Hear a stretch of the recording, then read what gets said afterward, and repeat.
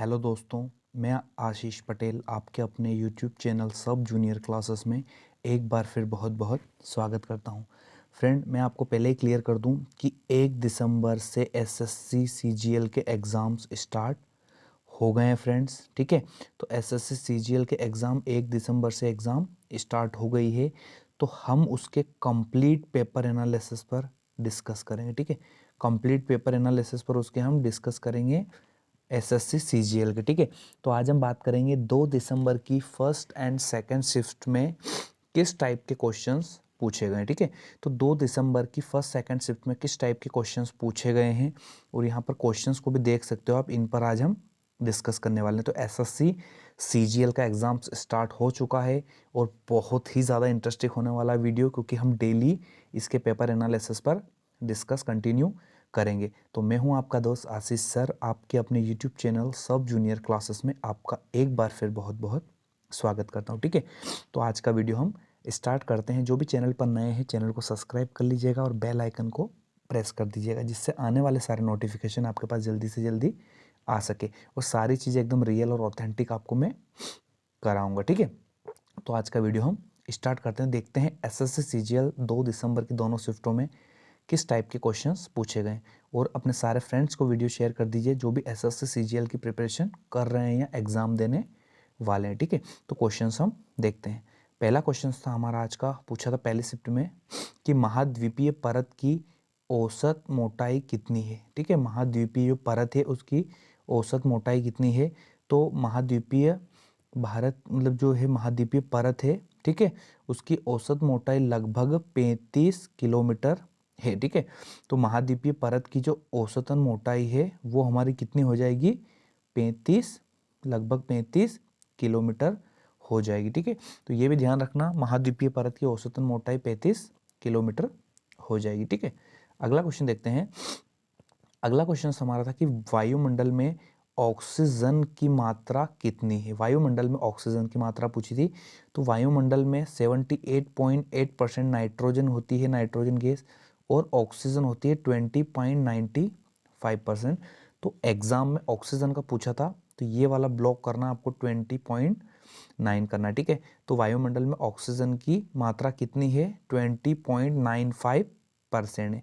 और अगर नाइट्रोजन का हो तो 78.08। तो ये दोनों आपको ध्यान रखना, आगे वाली शिफ्ट में क्वेश्चंस रिपीट कर सकता है। ठीक है, तो 20.95 हमारा करेक्ट आंसर हो जाएगा। ठीक है, ये क्वेश्चंस भी हमारा पूछा गया था। अगला क्वेश्चन हमारा पूछा गया था कि 2018 में राष्ट्रमंडल खेलों का आयोजन कहाँ हुआ था। ठीक है, तो बहुत अच्छा क्वेश्चन है। ठीक है, कॉमनवेल्थ गेम्स के बारे में क्वेश्चन है। तो जो भी चैनल पर नए हैं सब्सक्राइब कर लीजिएगा और एक लाइक करके अपने सारे फ्रेंड्स को वीडियो शेयर कर दीजिएगा। ठीक है, अगला क्वेश्चन देखते हैं, मतलब यही क्वेश्चंस को डिटेल में देखते हैं। 2018 राष्ट्रमंडल खेल या 2018 का कॉमनवेल्थ गेम्स है ना, गोल्ड, कॉमनवेल्थ गेम्स गोल्ड, ये कोस्ट क्वींसलैंड ऑस्ट्रेलिया में आयोजित हुआ था। तो ये नाम याद रखना, कोस्ट क्वींसलैंड ऑस्ट्रेलिया में आयोजित हुआ था और यह 4 अप्रैल से 15 अप्रैल 2018 के मध्य में आयोजित हुआ था।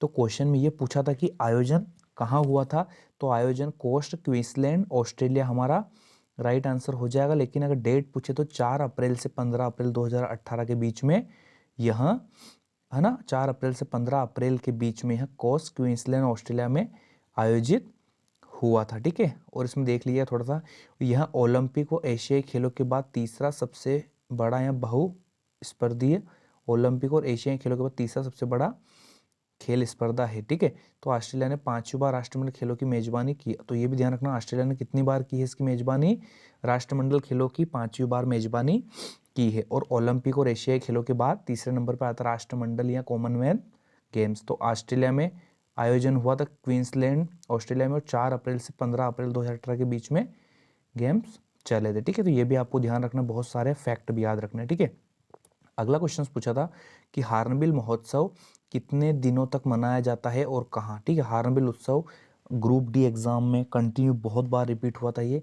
तो यह महोत्सव 1 से 10 दिसंबर, यह महोत्सव 1 से 10 दिसंबर के बीच नागालैंड में मनाया जाता है। तो हॉर्नबिल महोत्सव कितने दिनों तक मनाया जाता है? 10 दिनों तक मनाया जाता है। 1 दिसंबर से 10 दिसंबर नागालैंड में मनाया जाता है। तो ये भी आपको ध्यान रखना है फ्रेंड्स, ठीक है। अगला क्वेश्चन हमारा था कमेंट योर आंसर, आपको बताना है कमेंट करके, ठीक है। अब क्वेश्चंस क्या था ये सुन लीजिए आप पहले, कि निम्नलिखित में से कौन सा अरुणाचल प्रदेश का लोक नृत्य है। अब कौन कौन से अरुणाचल प्रदेश के लोक नृत्य है ये आप कमेंट बॉक्स में आंसर करना, कमेंट योर आंसर, कि सर अरुणाचल प्रदेश के कौन कौन से लोक नृत्य है। आपको सर्च करके कमेंट में आंसर डालना है कि सर अरुणाचल प्रदेश के ये लोक नृत्य है। तो अरुणाचल प्रदेश के लोक नृत्य से भी क्वेश्चंस पूछा था, लेकिन मैं डिमांड करता हूं कि इसका आंसर आप कमेंट बॉक्स में करें, ठीक है। अगला क्वेश्चन देखते हैं। अगला क्वेश्चन था कि विजयनगर साम्राज्य की जो स्थापना हरिहर बुक्का ने किस नदी के किनारे की गई थी। तो विजयनगर साम्राज्य की स्थापना हरिहर और 2 बुक्का भाई थे संगम वंश के, है ना, उन्होंने किस नदी पर स्थापना की थी, ठीक है। तो सन 1336 में कृष्णदेवराय के आचार्य हरिहर ने वैदिक रीति से शंकर प्रथम का राज्याभिषेक किया और तुंगभद्रा नदी, तो ये काम का है फ्रेंड आपका मेनली, कि तुंगभद्रा नदी के किनारे विजयनगर साम्राज्य की स्थापना की थी। तो विजयनगर साम्राज्य की स्थापना हरिहर बुक्का ने तुंगभद्रा नदी के किनारे की थी। तो तुंगभद्रा नदी हमारा राइट आंसर हो जाएगा, ये आपको ध्यान रखना है, ठीक है। विजयनगर साम्राज्य तुंगभद्रा नदी के किनारे स्थित था और इसकी स्थापना की थी हरिहर और बुक्का ने। अगला क्वेश्चन था वित्त आयोग का गठन भारत के राष्ट्रपति के द्वारा संविधान के किस अनुच्छेद में बताया गया है। मतलब वित्त आयोग का गठन है भारत के राष्ट्रपति के द्वारा संविधान के किस अनुच्छेद के तहत किया जाता है। तो अनुच्छेद 280 हमारा करेक्ट आंसर हो जाएगा, ठीक है। तो वित्त आयोग का गठन भारत के राष्ट्रपति के द्वारा संविधान का अनुच्छेद 280 या अनुच्छेद 280 में बताया गया है कि वित्त आयोग का गठन भारत में किया जाए, ठीक है। तो 280 का संबंध किससे है? भारत के वित्त आयोग से संबंधित है, ठीक है। ये भी ध्यान रखना आपको। अगला क्वेश्चन पूछा था श्रेष्ठ योजना कब शुरू की गई, ठीक है। तो केंद्र सरकार ने अनुसूचित जाति के मेधावी छात्रों के लिए 6 दिसंबर 2021, डेट याद रखना, डेट ही पूछी थी उसने, कि 6 दिसंबर 2021 को शुरू किया गया था, ठीक है। तो केंद्र सरकार के द्वारा अनुसूचित जाति के मेधावी छात्रों के लिए 16 दिसंबर 2021 को शुरू की गई थी श्रेष्ठ योजना केंद्र सरकार के द्वारा। तो 6 दिसंबर 2021 हमारा करेक्ट आंसर हो जाएगा। तो इसके बारे में आपको ध्यान रखना है, ठीक है। अगला क्वेश्चन था सरहुल महोत्सव, महोत्सव से क्वेश्चंस बहुत पूछे हैं। सरहुल महोत्सव किस ऋतु में मनाया जाता है? सिंपल क्वेश्चंस था हमारा, वसंत ऋतु में मनाया जाता है सरहुल महोत्सव, तो ये भी आपको ध्यान रखना है। अगला क्वेश्चन था क्लोरोफॉर्म का रासायनिक सूत्र क्या है। तो आप सबको याद होना चाहिए, ये क्लोरोफॉर्म का रासायनिक सूत्र CHCl3 होता है, ठीक है। क्या होता है? CHCl3 क्लोरोफॉर्म का रासायनिक सूत्र होता है, ठीक है। ये भी आपको ध्यान रखना है। अगला क्वेश्चन है कि 1757 में प्लासी के युद्ध में, ठीक है, 1857 की क्रांति के 100 साल पहले प्लासी का युद्ध हुआ था। तो 1757 के प्लासी के युद्ध में अंग्रेजों का नेतृत्व किसने किया था, ठीक है। तो 1757 की जो क्रांति थी या 1757 की प्लासी का जो युद्ध हुआ था उसमें अंग्रेजों का नेतृत्व किसने किया था। मतलब अंग्रेजों की साइड से कौन इंपॉर्टेंट पर्सन की बात कर रहा है। तो अंग्रेजी सेना के नेतृत्व रॉबर्ट क्लाइव, बहुत नाम सुना होगा आपने इसके SST में, ठीक है। तो नेतृत्व रॉबर्ट क्लाइव तथा नवाब की सेना का नेतृत्व मीर जाफर ने किया गया था। सिराजुद्दौला थे ना, उनके उनकी सेना की तरफ से, है ना, मीर जाफर ने करा था। तो 1757 की प्लासी के युद्ध में अंग्रेजों का नेतृत्व रॉबर्ट क्लाइव हमारा राइट आंसर हो जाएगा। और नवाब सिराजुद्दौला का पूछे तो कि सेना का नेतृत्व मीर जाफर ने किया था, ये भी आपको ध्यान रखना है, ठीक है। अगला क्वेश्चन साइंस का, कि किस कोशिकांग को कोशिका का शक्ति ग्रह या इंग्लिश में बोलूँ तो पावर हाउस कहते हैं, ठीक है। तो कौन सी कोशिका है जिसको, है ना, सेल्स का पावर हाउस बोला जाता है। तो फ्रेंड ये बहुत सिंपल क्वेश्चन है, तो इसका भी आंसर आपको कमेंट में करना है कि सर किसको, मतलब कोशिका का शक्ति ग्रह या पावर हाउस कहा जाता है, हमारी बॉडी की कौन से सेल की बात कर रहा है, ठीक है। तो कोशिकांग को कोशिका का शक्ति ग्रह या पावर हाउस कहा जाता है। सब बच्चों ने पढ़ा है, छोटी क्लास से बच्चों को पढ़ाने लग जाते हैं। तो इसका आंसर आपको कमेंट बॉक्स में करना है कि सर कौन सा वो है, ठीक है। इसका भी आपको ध्यान रखना है। पहली बार राष्ट्रीय आपातकाल किस राज्य में लगाया गया था? पहली बार राष्ट्रीय आपातकाल किस राज्य में लगाया गया था फ्रेंड? तो ये हमारा राइट आंसर हो जाएगा। पंजाब में लगाया गया था 1951 में, ठीक है। पहली बार राष्ट्रीय आपातकाल कहाँ लगाया गया था? पंजाब में 1951 में। तो ये भी आपको ध्यान रखना है, ठीक है। अगला क्वेश्चन देखते हैं फ्रेंड। इसमें अगला क्वेश्चन था हमारा कि थॉमस कप 2022, ठीक है, थॉमस कप 2022 में भारत ने किस देश को हराया? बहुत इंपॉर्टेंट है friend questions. Thomas cup sports से क्वेश्चंस हर एग्जाम में पूछता है, तो स्पोर्ट्स आप अच्छे से पढ़ के जाएं, ठीक है। स्पोर्ट्स का स्पेशल ध्यान रखें, मैं लिख रहा हूँ यहाँ पर आपके लिए। तो थॉमस कप 2022 में भारत ने किस देश को हराया था? तो भारत ने इंडोनेशिया को 3-0 से हराया था, ठीक है। तो थॉमस कप 2022 ने भारत ने इंडोनेशिया को 3-0 से शिकस्त दी थी। और इस खेल का थॉमस कप 2022 उसका आयोजन बैंकॉक थाईलैंड में आयोजित किया गया था। मतलब इसका आयोजन कहाँ हुआ था? बैंकॉक में। तो थॉमस कप 2022 किसने जीता? भारत ने। और इंडोनेशिया को 3-0 से हराया, और इसका आयोजन बैंकॉक थाईलैंड में हुआ था, ठीक है। तो ये भी आपको ध्यान रखनी। अगला क्वेश्चन है, मार्च 2022 में किस राज्य सरकार ने अम्मा व बहिनी योजना लॉन्च की? ठीक है, अम्मा व बहिनी योजना लॉन्च की। फ्रेंड देखने पर थोड़ा अजीब लग रहा हो, लेकिन करंट अफेयर आप डेली पढ़ोगे तो आपको सारी चीज़ें अच्छे से पता रहेगी कि कौन कौन से स्टेट में कौन कौन सी बातें सीएम ने लॉन्च की है, यहाँ पर वहाँ की सरकार ने क्या क्या किया है, ठीक है। तो 2022 में किस राज्य ने अम्मा, बहुत इंपॉर्टेंट है, अम्मा और बहिनी योजना लॉन्च की थी? तो ये सिक्किम राज्य की बात आएगी। सिक्किम राज्य ने अम्मा और बहिनी योजना लॉन्च की थी।